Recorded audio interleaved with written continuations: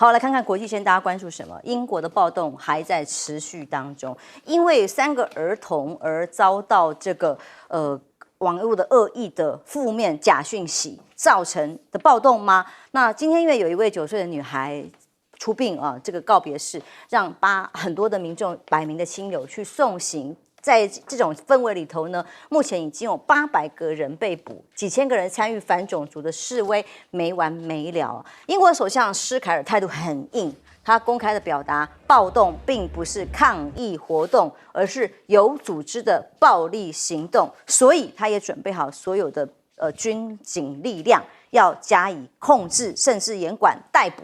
那800个人被捕之后，还有多少人还要被捕呢？那这样的抗议行动，显然在英国造成的各种动乱，是包括了车站啊、公共设施啦，都被投掷各种的石头，还有攻击。清真寺也是啊，这个包括酒吧啦等等这些地方的动乱，到现在还没有停止的迹象。所以美国媒体就说呢，这是伦敦警察局长警告。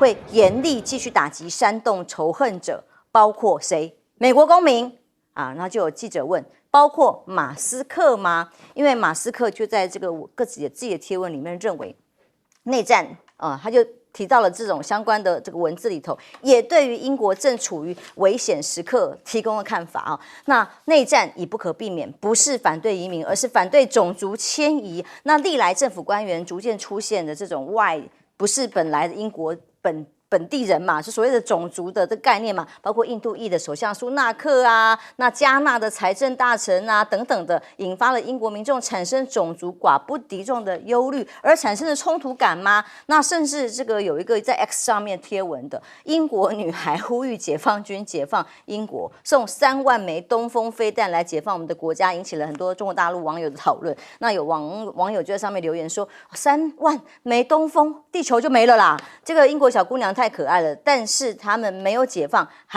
要不要解放，还是要靠自己啊。那英国对于这个事情的处理，显然官方是以非常强硬的手段要来应对。英国媒体则认为呢，英国寻求重启对华高层接触，也是一个观察的指标。为什么首相突然要求访华了呢？是看到意大利的梅洛尼访华之后有很多利多吗？还是英国各地因为这个抗议需要另外一种在经济或其他的外交政策上来达成选项，让民意可以有不同的注意方向吗？但无论如何，在这个事件里头，大家关注到美国的角色了哦，包括了英国的航空停飞北京航线。那网媒当然说是美国在幕后搞鬼吗？这是一个提问，因为这个当中跟俄罗斯的惩戒条文啊、要求啊有关系。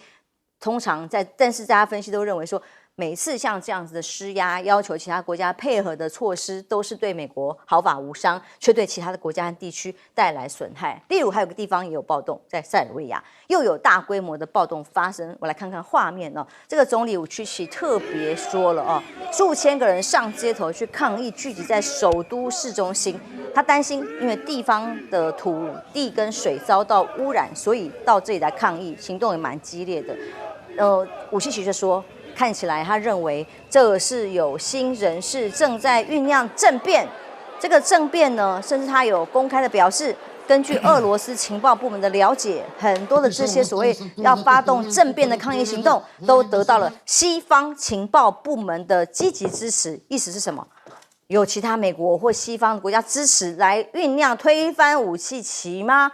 那像这样的氛围，俄罗斯外交部发言人说，一些邪恶势力利用这个锂矿开采这些问题颠覆行动，要破坏塞尔维亚的国家稳定。他们的目的是使局势升级走向失控。那因为塞尔维亚一向跟俄罗斯走得相对的近，副总理甚至说，没有俄罗斯的欧洲没有办法获得足够的天然气，以至于现在美国要伸手来处理政权吗？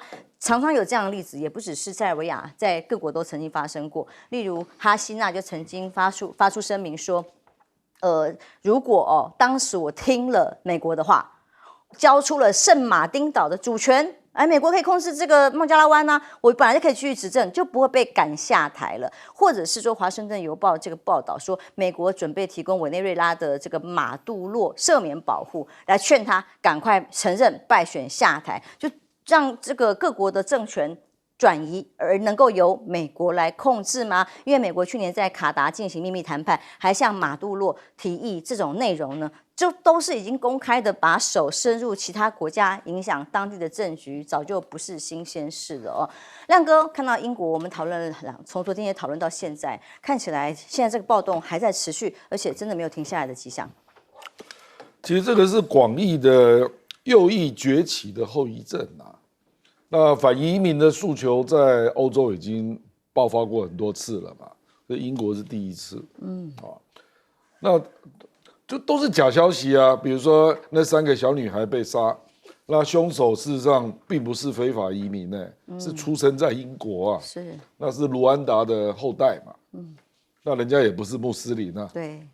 那既然这个不是脸书是 Telegram Telegram 在英国使用暴增嘛，那一大堆人都在上面放假消息啊。那当然主要就是改革党的人啊，改革党就是极右翼啊。是。那这次选举坦白讲得票也不错。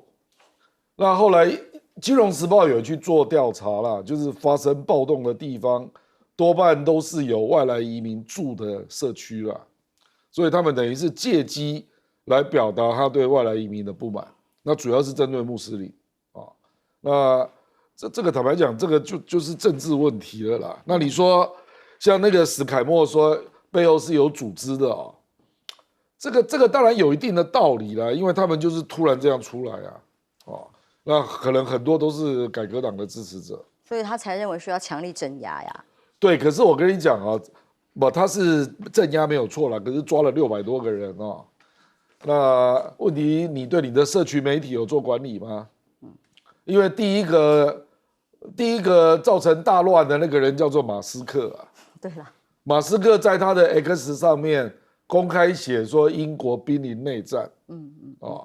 那马斯克的粉丝有1.9亿人你想想那个影响有多大所以那个苏格兰的那个前首相啦，因为苏格兰也有首相他是穆斯林嘛，他就公开出来谴责马斯克，说他是地球上最危险的人之一就是现在就是充满了这样的不负责任的言论说这个怎么会是内战呢？这差太远了。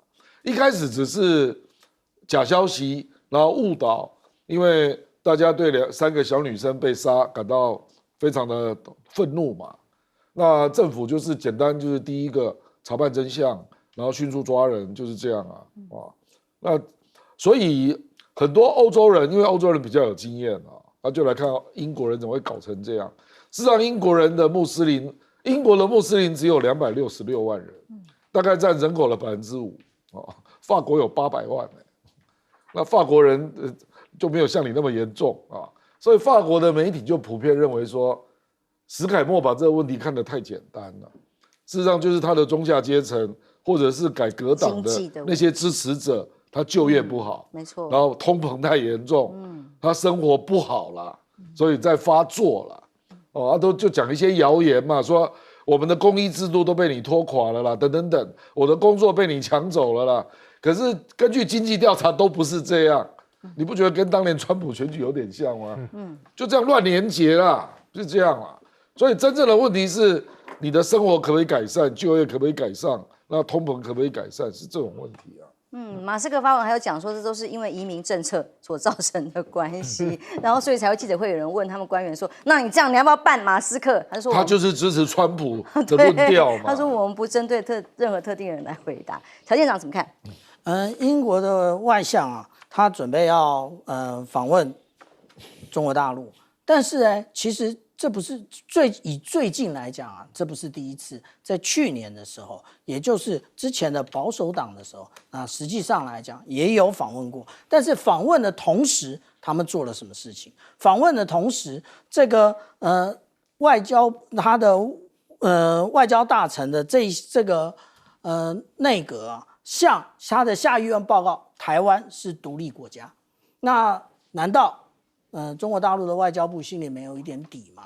你现在是为了什么而来？是为了转移焦点，还是为了要得到中国大陆的一带一路更多的资源呢？这都是大家要想的一个问题啊。那至于现在讨论的这个，刚刚讲到说可能是通货膨胀的问题，其实真正的问题是经济不好。之前我有讲过啊，结果那个有那个我们讲到说，在2020年的时候，在伦敦的南边，竟然有数以万计的小孩，他要靠着联合国的儿童基金会来补助，他才能够温饱3餐。这是2020年的事，2023年也发生相同的事情，但是它的范围更广了，也就是我们很难想象之前的英国日不落国，现在已经变成今天这个样子。那如果我们来看看我手上的这张手板到底跟移民有没有关系啊？我们来看啊，实际上来讲，真正的移民呢，这里到达的也就是68万5千人，然后而且在不断的上升，这个也就是真正原来的英国人他们心里在担心的。然后但是这些移民的人到底是哪些人？大家会觉得这些是从香港过去的吗？不，他其实从印度过去的有25万，从尼日过去的有14万1千人，然后当然那个我们刚刚讲的香港的其实只有9万，然后巴基斯坦它有8万3千人，辛巴威有3万6千人，所以我们看起来，如果外观看起来，它其实除了香港人之外，其他皮肤的颜色都是比较深色的，所以就把它说成这个其实是一种种族迁移的真正问题。不过因为英国过去给大家印象是多元融合，但是比美国有秩序很多，就会觉得这个社会比较少会看到这种脱序的状况，所以这次才会让大家觉得哇，发生什么事？英国通膨数字到2位数等等，才会造成这次的这么大的暴动。我先讲一下，端木正刚已经发声明了，对，他说他一切都是依法处理，完全没有任何问题，他不认，哇，他相信监察院跟检察署会还他清白。没有，事情大条啊，不是都丢给他？这现在事情我看没有这么的。他说他擅自调解呢。对啊，所以这个就表示他完全不承认柯 P 的说法，这个事情很麻烦。那英国这个东西就是这样，其实你不管再怎么包容。毕竟人类还是私心比较重，你对这种族群啊这些东西，大家都好的时候当然很好，当经济状况不好的时候，生活有问题的时候，就会开始大家互相责怪。英国这2年经济不太好嘛，去年经济增长率只有0.1，今年预估1，但是通膨就直接把它吃掉，所以在这种经济状况不好的情况下，当然会觉得说，你们又不是我们英国人，那为什么你要来我这个地方？为什么要来跟我分享我的资源？这个人大部分都会这样想，这个很难免。那这时候如果又有一些人喜欢用一些比较激昂的情绪在煽动的话，那就很容易会出问题。很多社会的暴乱就是这样产生。但是英国现在想说去跟中国大陆这边临时抱佛脚，然后看是不是能够提振他在国际上声望，或是他在对自己国内的一些信心我认为恐怕很难。因为中国大陆也不是吃素的，也不是你今天叫我来我就来，叫我去我就去，也不是这么简单的。那英国自己也知道，他的长远国策还是以美国为首，他也不可能有自己太多的意见。所以我个人认为，他跟中国大陆要好也好不到哪里去，恐怕从中国大陆那边得到红利是很有限的。那至于塞尔维亚这个东西，老实讲，塞尔维亚这个锂矿这个东西已经闹了好几次，本来这个武契奇早就通过了，就准备要已经开绿灯给他许可让他们挖，结果就是因为民众反对，然后这些环团人士反对，然后就停下来。那现在他又重新要开始动，然后这些人又起来，而且据说这些团体准备要在40几个城市同时发动这样的抗争。那当然，你身为一个执政者就会去想，这是不是背后有人在煽动？是不是有人特别针对他？那我觉得这种东西还是要看证据啦。也许就是你说有没有煽动，也许有可能有人煽动，也许就是像马斯克这样的人就多嘴几句话，可能就可以煽动。那是不是有组织性的煽动？这当然还要再看。但是按照道理上来说，美国当然乐见武契奇如果被推翻，美国当然是乐见，欧盟当然也是乐见，在道理上是这样。那至于这个哈希纳呢，我必须讲，哈希纳这个时候他愿意爆这个料，我觉得还蛮震撼。照理来说，因为他现在等于已经流亡，他应该是以不得罪别人会比较好，结果他还硬要把这个东西讲出来。哈希娜，你要不要先发个不自杀声明？我觉得你现在恐怕会有点危险。是好，接下来看看中东。中东的局势现在真的是也是瞬息万变。在以色列的情报告诉大家说，先前不是讲24小时、48小时吗？以色列情报单位告诉大家说，伊朗最晚15号，也是这几天了，要发动报复攻击。那马上15号还有什么事情要发生？不是要和平谈判吗？所以会不会影响这个和平谈判呢？那规模甚至他是说比4月13号发射的数百枚炮弹、无人机攻击规模更大，上次几乎全部拦截到嘛，所以15号之前最晚就会发生。那还是说只是先告诉大家打个预防针，说我们以哈停火谈判如果没有办法顺利的话，不是我们以色列的问题哦，恐怕是伊朗来攻击哦，等等，是这样的讯息跟氛围吗？所以伊朗准备报复吗？有一个动作倒是可以观察，革命卫队它的。针对哈尼亚身亡的报复行动里面，这个革命卫队就在靠近伊拉克边境这里进行了演习。这个演习是不是5天里头有一些所谓的加强战备警惕，还是有进攻的各种演练？不知道。那大家也在观察。所以贺主中东大战嘛，美国罕见做了一些动作，把几辆这个重要的核动力弹道飞弹潜舰开到这里来。乔治亚号2害2级的动力弹道飞弹潜舰，还有林肯号都往这里来开的哦。奥斯汀说，这个搭载了 F-35C 隐形战机的林肯号打击群，就是为了预防伊朗还有控制这个地区不要发生更大规模的扩大的这个战争，或者是可能规模的攻击啊。中国大陆的外交部长王毅也讲话了，他说中方坚决反对谴责暗杀行为，认为除了沙特阿拉伯去站队谴责以色列之外，同样也认为这种暗杀行动已经侵犯了伊朗的主权跟安全尊严，所以他还跟这个伊朗的外长通了电话，告诉大家说他愿意跟伊朗一起在金砖国家的合作机制里面共同加强合作，进一步提升全球南方的发言权跟影响力。那合作到什么程度呢？当然也在观察。以色列的报道说，沙国针对巴勒斯坦的哈马斯已故领导人的哈尼亚的暗杀行动，强调是对伊朗主权的公然侵犯，中沙都选边站。那美军呢？西太平洋现在等于是放空了嘛？这些重要的部署都往中东去，避免发生扩大战事的情况。那其他呢？亚洲呢？这个亚洲是不是放空城了？各种报道里面还看到了大陆在沙漠发现了巨型的机库，这种机库是遮起来看不到里头是什么，但报道里头的猜测说，这么大的体型呢，看起来可以有大过美国尼米兹级航母啊，还在继续扩大呀，恐怕是用来某种军用的大型飞艇正在规划或者是在演习演练当中。那么军舰的实弹演练也有这个公布的军方消息说，公开的有2栖的打击，打航母也是没有问题的，引起了很多的评论跟关注。中方也立刻发布了共军的潜舰的演习啊，鱼雷还集成了一艘2栖攻击舰的画面。所以解放军当然各种秀军力、秀肌肉的情况，包括有个新的武器叫做动2型的弹道的这个快艇展示嘛，可以原地画圈圈啊。这个画圈圈似乎是说，万一需要发射跟攻击的时候，也可以透过这样的快速旋转来产生灵活的近海攻击性能吗？那待会儿大家来观察它到底产生的影响力是什么。但日本也一样，也很紧张，他们赶紧就在观察里头公布说，他们发现在中国大陆的军机机腹下面发现有新的这个无人机底下发现有这个夹载枪夹舱的概念，这个是什么？干扰电联吗？那可能因为这样飞机飞出来，无人机用来作为首波，可能在电讯站上面的关键用途吗？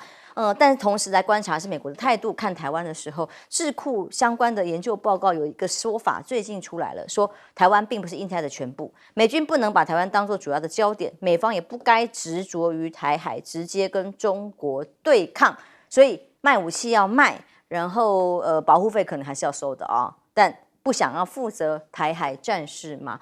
亮哥来看看中东局势，伊朗最新的这个状况。美国的动员的用力程度真的令人感到觉得好像有某些严重的事，可是他没有讲那前一阵子他还在放消息啊，说以色列正要跟哈马斯谈判啊，显然这些都是假新闻。这是贺锦丽要的啊。那个就是假新闻你想一想美国的军方派一艘航母不够，后来林肯再去双航母然后陆战队动员了4000人，现在连2害2的核动力潜艇都去，到底有什么事啊？所以我认为一定是相当严重啊，不然美国怎么一直补这样啊？全部调过去。就本来是在双航母在阿拉伯海那边拦截飞弹，这样就已经够强大了。啊，你动员4000个陆战队是要干嘛？那不是摆明了可能有地面作战吗？不然你是要干嘛？哦，就是那个4000个陆战队可能就从那个东地中海那边，不知道会不会发生嘛，然后就直接进入以色列北部啊，然后就直接跟黎巴嫩真主党就杠起来了。我给人家的理解是这样嘛，不然你动员陆战队4000人是要干什么？对不对？而且也有人在盘点美国在整个阿拉伯半岛的资源啊，美国在整个阿拉伯半岛有57000人。因为卡达嘛、科威特那边人都蛮多的，沙地阿拉伯反而比较少，大概不到3000啊。叙利亚、伊拉克都有啊。我是觉得这给我一种感觉，就是好像要发生战争了啊，而且是地面作战，不然怎么会这样动员呢？真的是很奇怪啊。就是山雨欲来，如果只是飞弹、无人机、火箭弹的打击，像上次拦截就好了嘛，拦截就好了嘛啊！而且沙烏地阿拉伯，你刚刚那一页就是他对这件事情他很生气嘛，是就哈尼亚被暗杀，坦白说他觉得加沙和平已经被破坏了啊，所以他这次我觉得他大概也没有想要配合，比如说上次美国也在沙烏地阿拉伯做拦截飞弹的动作啊。那沙烏地阿拉伯这次大概就不管了，就你自己去搞吧，因为美国在那边有基地，可是人不多了，大概2500人啊，不然他不需要发声明啊。我说沙烏地阿拉伯了啊，他这个声明就等于是跟王毅还有伊朗，他们就站在同一个战线了，就对这样的暗杀事件感到非常的可恶嘛，所以基本上还暗示了伊朗。他做一定的自卫反制是合理的，因为事实上伊朗也到了联合国做了照会，说他要发动自卫反制啊，那只是不知道是哪一天啊，所以我觉得给人家感觉就是这风暴正在聚集当中了，这个 storm gathering 这样。所以中东局势真的密切观察。休息一下，马上回来。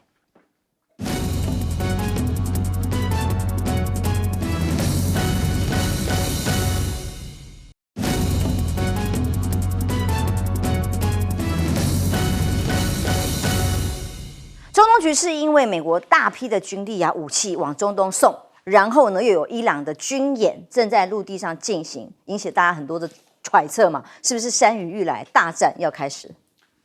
从军事的观点来看上一次在4月14号的这一共有324枚的，无论是弹道飞弹、无人机或者是巡弋飞弹攻击以色列，其实伊朗一定对于这一些如何攻击、那如何成功或者如何失败做过分析如果我们来看其实大家都说饱和有3种饱和。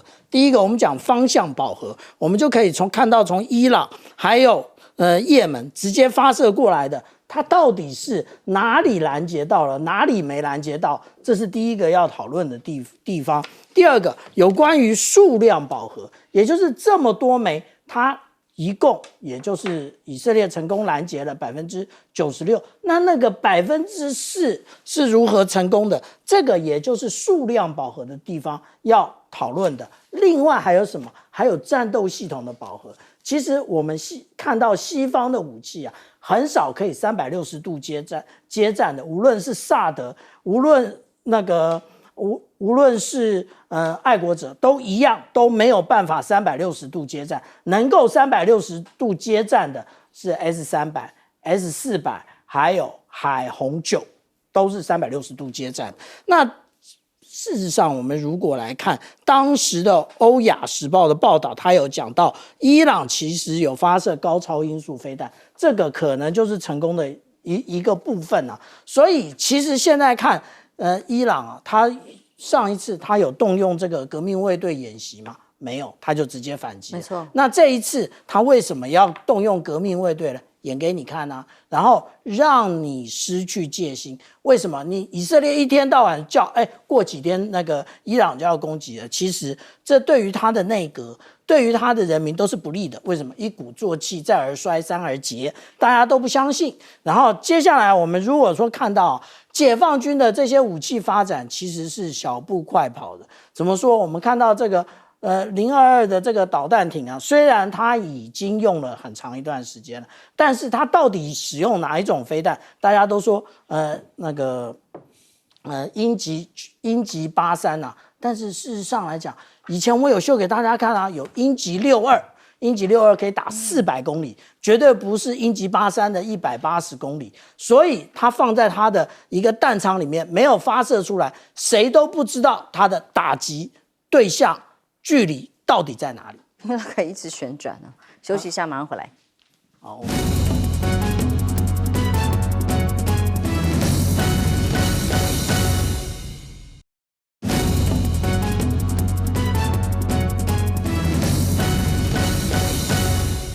中东和平协议谈不谈得成，当然关系美国大选啊。但问题是，现在看起来伊朗的反制动作只会让未来没有办法往和平发展。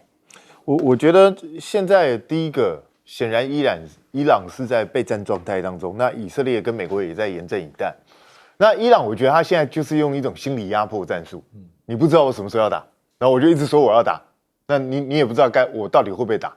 然后他也实际上他私底下也是不断的去联系这些胡塞组织啊、真主党啊、哈马斯啊，我就让形成这种态势。所以你看，搞得现在最紧张的是美国，美国连这个核子动力潜舰也去了，然后航母也去了，可是。真的会打起来吗？我觉得美国还是在尽力斡旋的。可是我同意亮哥的讲法，那表示你美国之前放出来的所有消息全部都是骗人，你根本什么也没谈成，你就对外先讲。那现在到底怎么样？不知道。我们当然希望不会打起来，可是你可以看到中东国家很明显的，大部分都选择要么中立，要不然就是我支持的是伊朗这一边。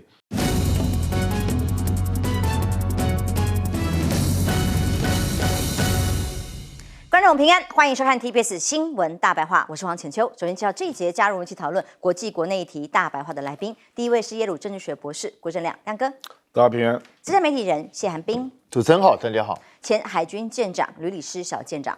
主持人好，各位观众大家好。今天大家最新关注当然都是跟柯文哲相关。下午2点钟记者会开完了，解决了疑虑了吗？北检除了在这个相关政治现金申报这个部分已经主动分案之外，还有3组人马跑到地检署去按铃告发柯文哲，包括了有高检署前检察官张锡怀、台北市议员钟小平，还有基进党。那北检甚至主动把他直接他执案侦办之外，伪造文书啊等等的，被告不详。总之这还要调查，先成案再说啊。包括真正先进案，目前也被分案，所谓主动的调查，检方有1组人完全针对柯文哲在伺候着，所以目前下午记者会大家都很疑虑的是，怎么会发生在这种申报上这么大的篓子？不可思议！大家政坛各种的选举的经验里头，很少看到这么清清楚楚，居然可以让这种公关公司直接声明没有拿过钱却被申报在公开的项目里头的这916万，还有时间还有柯 P 的这个演唱会等等的，总共1993万。那下午在记者会上公开告诉大家是说，其实不止这一些而已，其实是有15笔的资料都是漏报了，但因为金额瞧不拢嘛，就是没有对账账嘛，所以是会计师个人的疏失个人便宜行事，所以才把这个账直接开到什么石勒或者尼奥这里去，那全部都是会计师的错。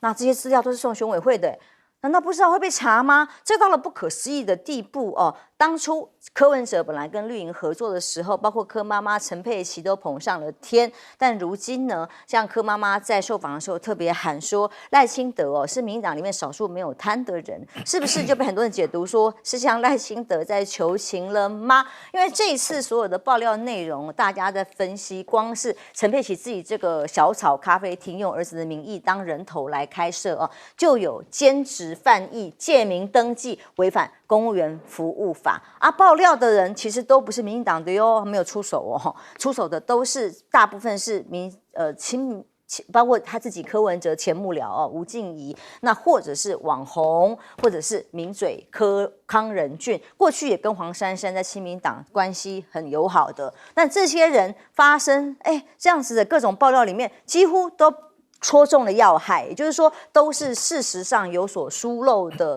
关键资料没有报清楚，所以避免被说政治斗争呢，民进党的人还没有真的出手呢，光这有其他人就够了吗？那现在被牵扯其中的，包括了同学，今天也出来开记者会的李文宗，他也道歉了，太太也有哦。那当然，这个李文宗的妹妹木可的负责人同样也被牵涉，为什么身兼多职，或者是甚至黄珊珊好了，柯的竞选办公室总干事不知道吗？不知情吗？她可以把闺蜜找来开公关公司的这个合作案，可是却让这个公关公司直接发声明来告诉大家说没有收到款项，不可思议啊！那或者是陈志涵、徐福等等都被牵涉，其他的公司牵涉其中，所以是柯文哲太轻忽吗？还是到底发生什么事呢？馆长有话要说。老子骂人本来就是针对事情骂人，从以前国民党到后来的民进党，哪一个我支持过，我没有骂过？还有名嘴居然敢说陈志安不要再瞎挺，瞎挺哦！恁今仔新闻就做遮大，我有瞎挺，我袂了，恁要出一个呢？是咧怂啦。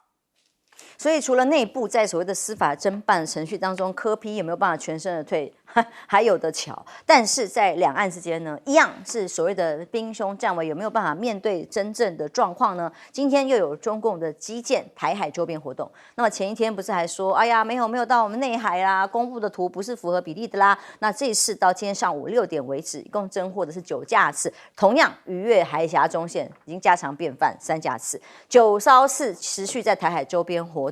那被说我们要怎么来抗中呢？怎么对抗保卫台湾呢？用 AI 主播吗？中英日三个语言可以这个播报重炮射击，这样就有用了吗？那台湾的弹药致命弱点，在这个分析里面认为，其实已经4年都没有解决，甚至俄乌战争打到了国军所谓不切实际的剧本痛处。为什么？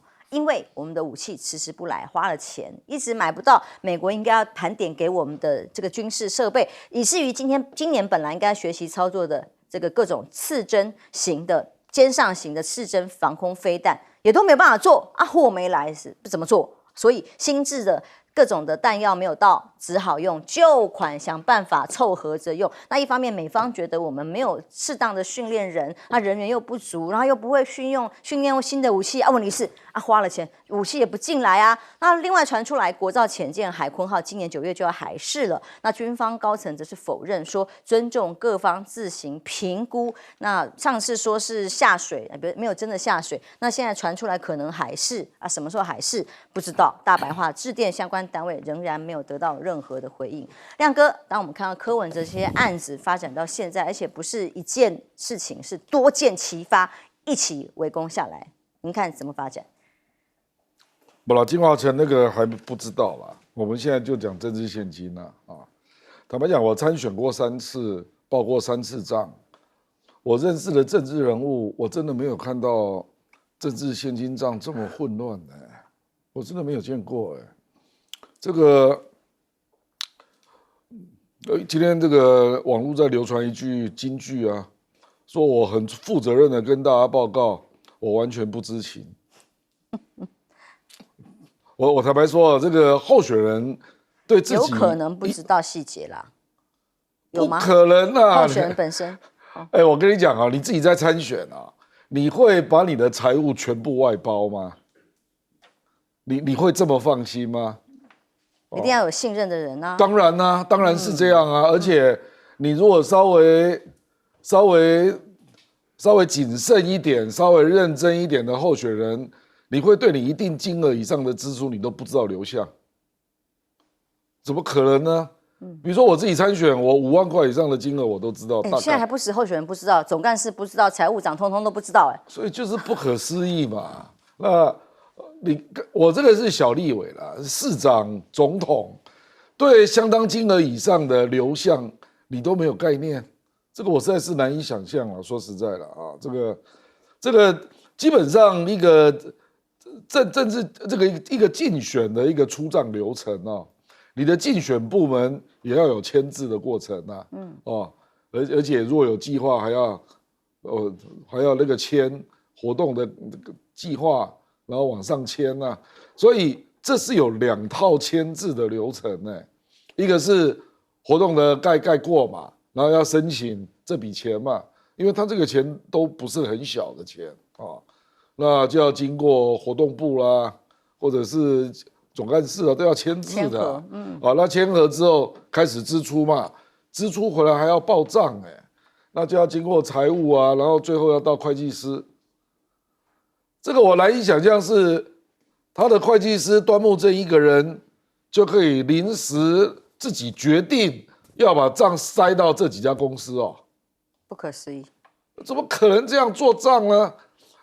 就是比如说我们讲那个这个尼奥嘛、石勒嘛，这个会计师就自己决定把账做到你这里，你500，他400，这样可以哦。那请问你要做到你这里，那随时他们2家都是公司，他也要做会计账那发票报账这通通都要勾稽好呢。那所以我说这个商业会计法的部分，我们现在就讲了，这里面牵涉到了法律哈。第一个是政治献金法了政治献金法你也许从宽处理，他就会说啊，你账做得不好，那我就补报嘛这是监察院的部分，没有进到个人口袋，那监察院就给你罚款。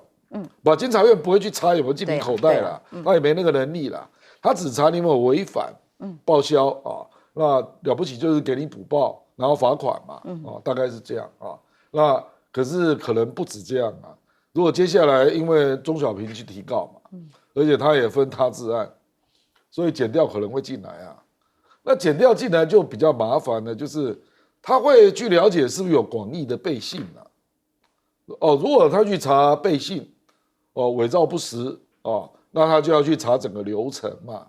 流程就是我刚刚跟你讲的那2个流程，第一个是进总内部的流程，那第二个是支出，就是支出收入的流程嘛。那这个就复杂了而且因为还连带到外面的公司比如说那几家厂商，对不对？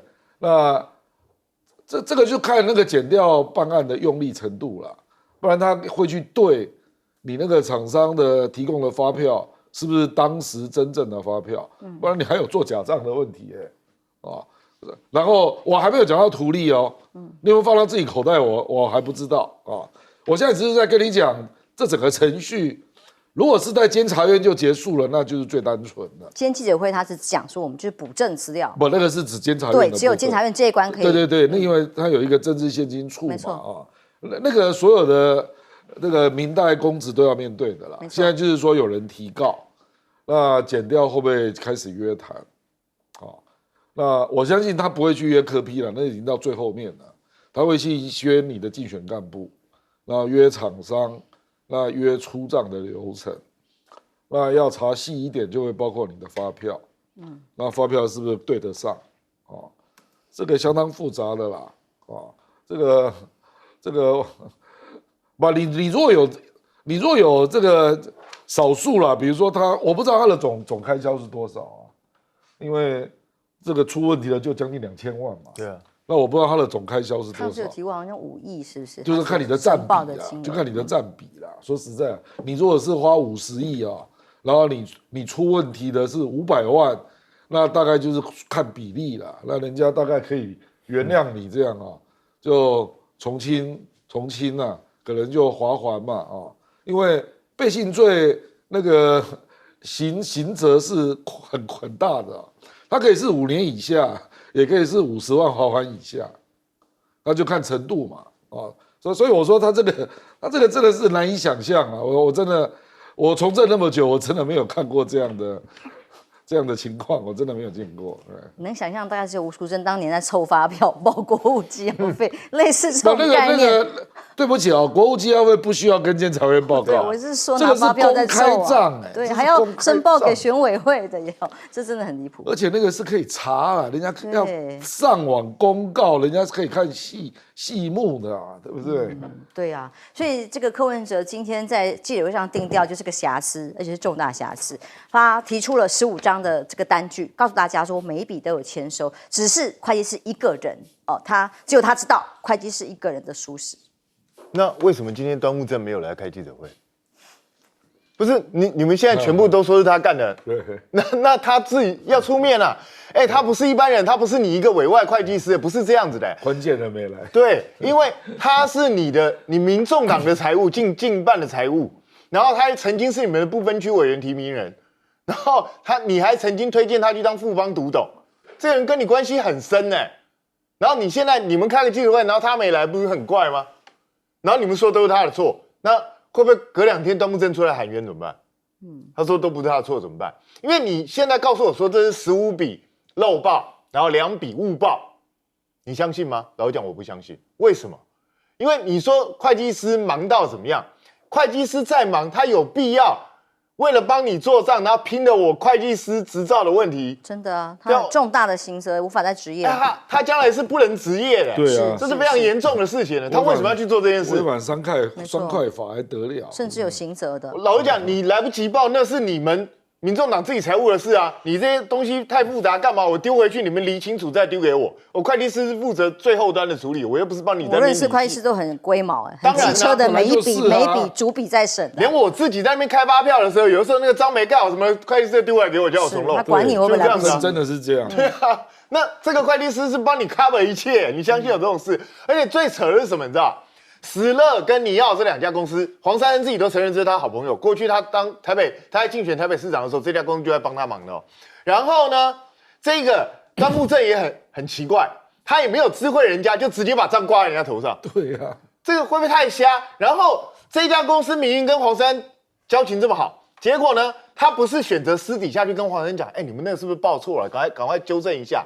结果是选择找媒体爆料。媒体有报道说发了2天讯息，黄珊珊没回，等一下就去爆料。你把人家挂在厂商上面，那个厂商自己也要报税。是啊，本来就是啊，对，本来就是税单来了才发现。厂商怎么报税？这个东西怎么会？你想想看，哪一个会计师会瞎到我不先知会你这家公司，我就直接这样给你挂账？怎么可能会发生这种事？然后黄珊珊今天有发一个签字文哦，他说石乐曾经跟他联系过。那石乐跟你联系，为什么你不回应？就说没处理啊，厂商是这样说的。对啊，所以到底发生什么事？还是这是黄珊你在跟石乐演一出戏？我不知道啊，因为请大家注意哦，现在你看很多资料，柯美兰今天讲说是动用国家机去查，不是哦。你今天看这些所有资料，其实两个来源，一个是什么？上网直接公告的东西，公开的资讯，所以你直接就可以看得见。另外一个就是你民众党内部爆料啊。这超级明确，这不是什么国家机器你合作的厂商这样公开发声明打脸你，这跟国家机器有什么关系啊？这是你的伙伴在爆料然后结果你们今天完全没有解释。还有另外一间时间公司，大家记不记得？时间公司你前前后后分3笔汇了1000万给他，请问一下这间公司到底干什么？他本来不叫时间哦，突然之间取了这个名字，他本来叫另外一个名字君宇，对，然后取了这个名字，然后突然之间就收到你3笔款项1000万，请问一下这到底干嘛？今天记者会完全没有解释这件事，这间公司到底跟你是什么关系？什么样的合作关系？你这样子超级让人家觉得，尤其是你老婆陈佩琪还跟人家讲说啊，我就是用我儿子的名字弄个人头公司，这个也像人头公司你们在自爆，你们知不知道？所以我真的觉得今天的记者会让我非常失望，是怎么会用这么瞎的处理方式？一些关键的细节完全不讲，然后只在那边随便讲说啊，我们清查结果，清查41万以上。我想请教一下，今天这个会计师，你说他时间来不及，然后他把这几百万全部都塞到石乐啊，塞到尼奥啊，这几百万到底是一次的几百万，还是很多的小额募款汇集而成？到底是怎么来的？你们说都有凭证，你说只有15笔有问题，那这15笔就是前前后1800多万15笔吗？你们不是都接受小额捐款吗？这15笔他说差额对不上的，他直接就报大笔的这样子。而且他今天为什么只查41万以上？41万以下的就没有问题吗？所以我真的觉得整件事情如果民众党认为这个事情就可以这样脱身，那恐怕你们是把事情想简单了。因为第一个有人去提告，第二个监察院也会查，然后接下来检调啊相关的都会进来。你们真的觉得这样就可以搞吗？所以我真的拜托你们应该要再开一个记者会，把端木正找出来，由端木正告诉大家到底发生什么事情。因为如果单纯这样就想了结这件事，抱歉，我觉得你们这个记者会开完之后，你们的锅会更大，柯文哲恐怕更脱不了身。对，大家都在问端木正人在哪，然后呢，他会怎么样？不知道要不要扛啊？郝县长，我们来看看军事专业看看，包括这个共机飞到内海，我们国防部说没有哦，然后现在又有各种的这个监控啊，然后说没关系，我们有 AI 主播，这样就可以了吗？台海最凶险的时间，是不是即将到来？其实才刚过，为什么？也就在汉光演习的那一周，汉光演习的那一周，原来我们所看到的山东舰是在我们的东部海面，那因为凯米台风来了，所以它返回了海南岛三亚。那现在山东舰又出来了，它现在的位置是在海南岛跟菲律宾的中间。它什么时候来不知道，那它来的时候是不是又会针对我们台湾的各种状况做演练？其实我们并不清楚。那我们接下来看啊，这个是前几天的那张图啊，国防部一直说你们不要按照那个比例放大，谁按照比例放大？是你按照你写的，在鹅銮鼻东北33海里，鹅銮鼻东北33海里，是在兰屿跟鹅銮鼻中间这个位置啊，这个位置是什么？也就是直线基线圈出来的内水啊。你怎么不针对这样讲啊？然后你有更好笑的，你现在你每一次每一天出的示意图都讲，本图非实际比例显示，没有人说你因为有人去叠图啊。可是，一开始在讲的，我们海军的张晋学长以及我本人从来没有用叠图，直接讲的都是这个。另外，你为什么标定的是基隆？你不觉得很奇怪吗？你应该标定台北啊！你如果标定台北，还是93海里吗？不是了吧？那如果不是93海里，你有按照规定70海里鸣放防空警报吗？你不敢。然后呢，你只敢在选前的时候，人家发射人造卫星，你说是飞弹警报，你这根本就是公器私用。另外又是一个公器私用起来。去年9月28号，你为什么要搞一个明明其实这个是职评及命名典礼，结果你一定要把它搞成下水？你为什么？因为9月28号是民进党的党庆啊，所以你特别找了这么一天。那找了这么一天，现在好了，结果你找的那个日子之后，结果大家说，哎呀，那个烦躁上面凹凹凸凸，你说这是瘦马效应，结果搞半天，原来你连潜望镜都没有，潜望镜没有就算了，你现在整个烦躁全部换新的，你当初有跟大家说吗？你没有，所以你一直都在做这件事。另外，你找 AI 主播，你干脆学一下捷运好了，也就是从中文、英语、日语、韩语，还有那个客家，还有那个闽南语，全部来播一次。这有意义吗？没意义，大家作秀而已。山东舰刚刚看到一个媒体最新的独家消息说，今天晚上就会经由台湾南端的吕宋海峡进到台湾周边的海域啊。我们军方也表示又要严阵以待。